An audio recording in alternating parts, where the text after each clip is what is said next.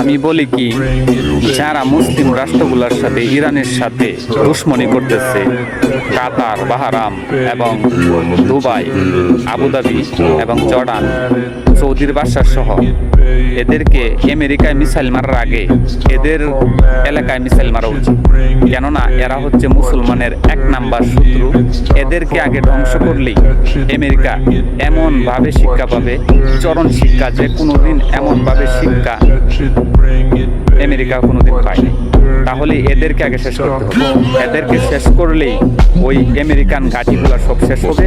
আর আমেরিকার এত বড় যুদ্ধের কারোর সাথে এমন ধরনের বেয়াদবি করার সাহস কোনোদিন পাবে না। আমি ইরানকে অসংখ্য অসংখ্য ধন্যবাদ জানাই। এই দুশ্মনগুলাকে, মুসলিম রাষ্ট্রের সাথে যারা দুশ্মনী করতেছে, এই দুশ্মনগুলাকে আগে শেষ করতে হবে। মিসাইল মারলে আগে এই সৌদির বাদশার উপরে মারতে হবে। নবীর রওজা ছাড়া আর সম্পূর্ণ জায়গায় মিসাইল মারিয়া একবারে তামা তামা করে লাগবে।